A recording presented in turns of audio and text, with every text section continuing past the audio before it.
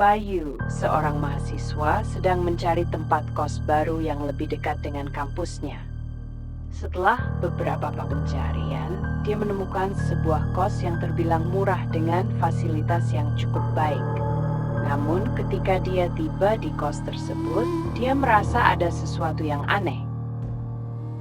Pemilik kos, seorang pria tua dengan wajah suram, memberikan kunci kamar di lantai 2. Kamar itu tampak terawat, tetapi ada perasaan tidak nyaman yang menyelimuti tempat tersebut, seolah-olah ruangan itu sudah lama tidak dihuni. Meskipun begitu, Bayu tidak terlalu memikirkannya dan mulai menata barang-barangnya. Malam pertama Bayu di kos baru itu berjalan tidak tenang. Saat dia berusaha tidur, Bayu mendengar suara-suara aneh di luar kamarnya. Suara langkah kaki yang berat dan bisikan lirih yang sulit dipahami. Bayu mencoba meyakinkan dirinya bahwa itu hanyalah suara dari penghuni kos lainnya. Namun semakin malam, suara-suara itu semakin jelas dan terdengar seolah-olah berasal dari dalam kamarnya sendiri. Bayu merasa ada sesuatu yang sedang memperhatikannya, membuatnya sulit untuk tidur. Keesokan harinya, Bayu mencoba untuk melupakan kejadian malam itu. Namun perasaan gelisah terus menghantui pikirannya. Saat dia pulang dari kampus di sore hari, Bayu melihat sesuatu yang membuat bulu kuduknya berdiri. Ada bayangan seorang wanita berdiri di luar jendela kamarnya. Sosok itu tampak pucat, dengan mata kosong yang menatap lurus ke arah Bayu. Namun saat dia mendekati jendela untuk melihat lebih jelas, sosok itu menghilang seketika. Bayu memutuskan untuk mencari tahu lebih banyak tentang kos tersebut.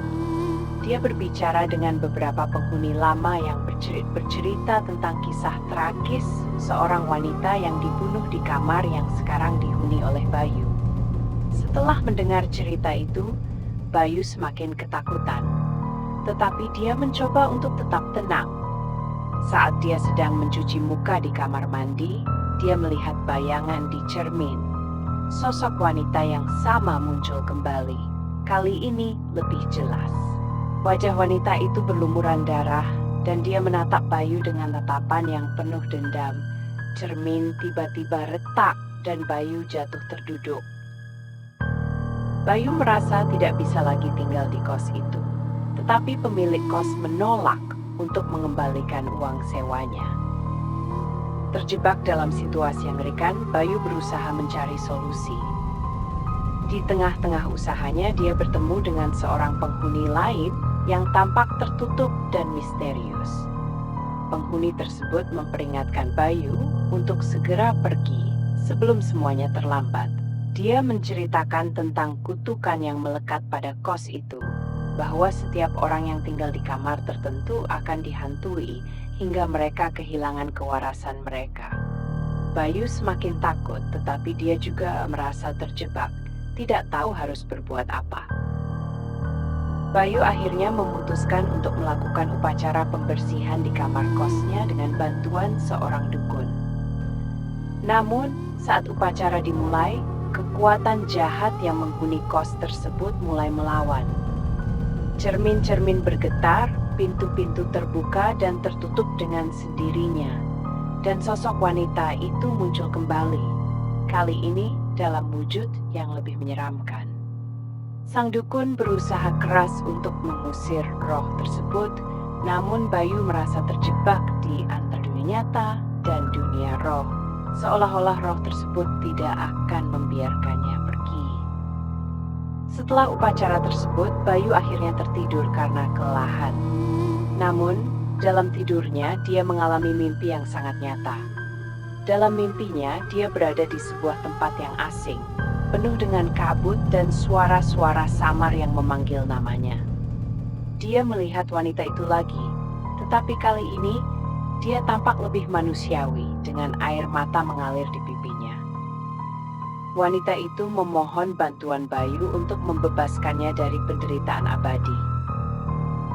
Bayu terbangun dengan perasaan campur aduk, tidak yakin apakah yang dia alami hanya mimpi atau kenyataan. Terbangun dari mimpi tersebut, Bayu memutuskan untuk mencari tahu lebih dalam tentang sejarah kos itu. Dia menggali arsip-arsip lama dan berbicara dengan penduduk sekitar yang lebih tua. Dari mereka, Bayu menemukan bahwa wanita yang menghantuinya adalah seorang mantan penghuni kos yang pernah menghilang secara misterius. Ternyata, wanita itu dibunuh secara brutal oleh kekasihnya yang cemburu, dan mayatnya disembunyikan di suatu tempat di dalam kos. Bayu merasa ngeri mengetahui bahwa roh wanita itu masih terperangkap di tempat ini, tidak bisa menemukan kedamaian. Bayu mulai merasakan bahwa kamar kosnya menyimpan lebih banyak rahasia daripada yang terlihat. Dia mendengar suara-suara aneh dari balik dinding, seolah-olah ada sesuatu yang terjebak di sana. Dengan hati-hati, Bayu memeriksa dinding di sekitar kamarnya dan menemukan sebuah ruang kecil yang tersembunyi di balik salah satu dinding. Di dalamnya, dia menemukan barang-barang pribadi milik wanita yang menghantuinya, termasuk sebuah buku harian yang menceritakan tentang hari-hari terakhir wanita tersebut sebelum dibunuh. Bayu mulai merasa bertanya ingin menemukan ruang ini untuk mengungkap kebenaran. Setelah menemukan ruangan tersembunyi itu, teror di kos semakin meningkat. Bayu mulai melihat sosok wanita itu muncul lebih sering, dengan penampilan yang semakin mengerikan. Penghuni lain di kos juga mulai merasakan kehadiran yang tidak wajar, dan beberapa dari mereka memutuskan untuk pindah. Bayu kini sadar bahwa dia harus bertindak cepat sebelum menjadi korban berikutnya.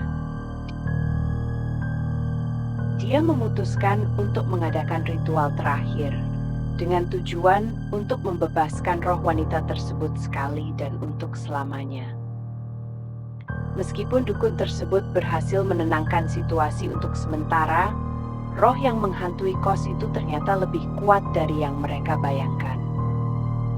Malam itu, Bayu mengalami kejadian yang paling mengerikan. Wanita itu muncul di kamarnya, mendekatinya dengan tatapan kosong.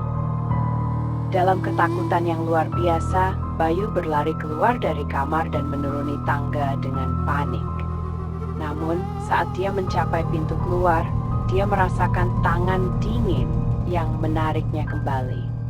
Pagi harinya, tubuh Bayu ditemukan tergeletak di lantai kos dengan wajah yang dipenuhi ketakutan. Cerita ini berakhir dengan kos yang tetap berdiri, menunggu penghuni baru berikutnya yang mungkin akan mengalami nasib yang sama.